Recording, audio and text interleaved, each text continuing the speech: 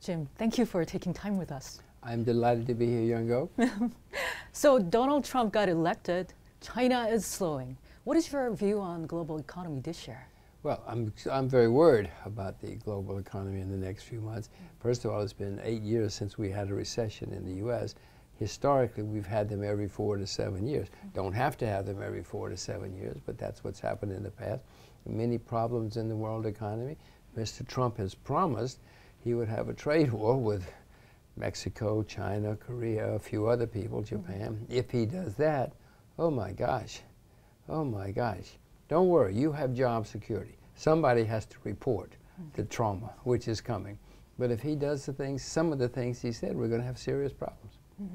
U.S. is recovering, and Europe and Japan are also slowly but steadily picking up.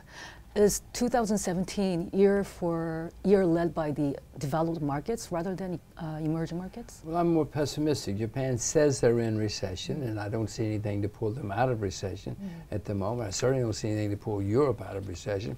Europe has been printing staggering amounts of money, have negative interest rates, in Japan. Has not worked. I don't really see, and maybe I should watch CNBC Korea, and I would know that the world is improving. I'm not as confident as you are.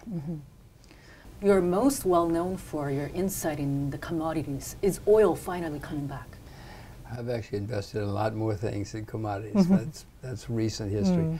Well, oil is in the process of making a complicated bottom. We're going to look back someday and we'll say, 2015, 2016, 2017, energy made its bottom, and then prices will go higher. I suspect we'll have some more downdrafts along the way.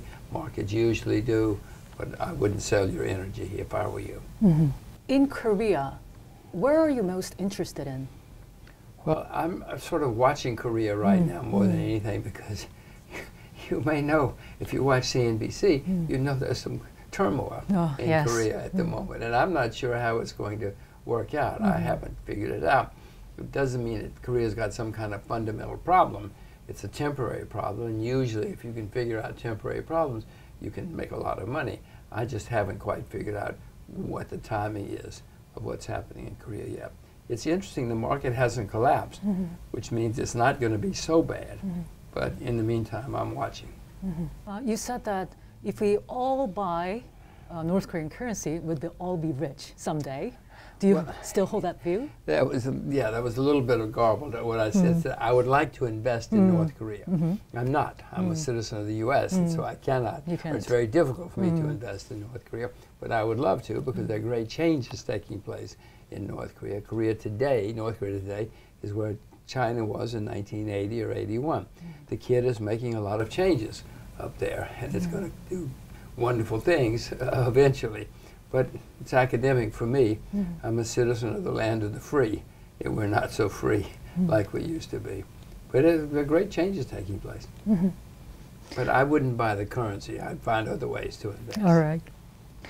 Please give some advice for our viewers. Where should Korean investors bet on?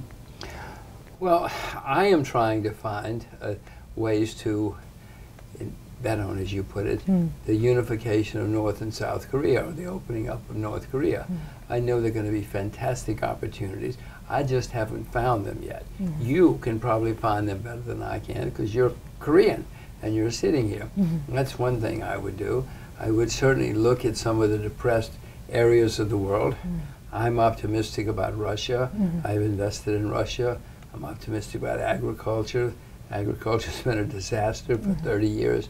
That's changing.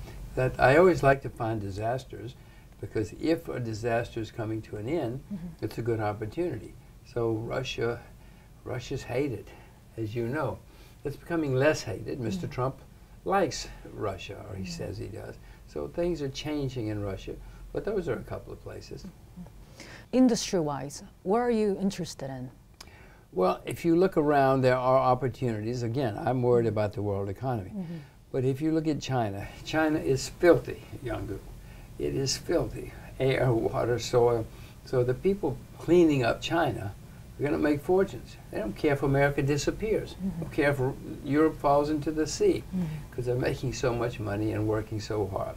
You probably know about One Belt, One Road in China. That's a gigantic project which is going to change world geography.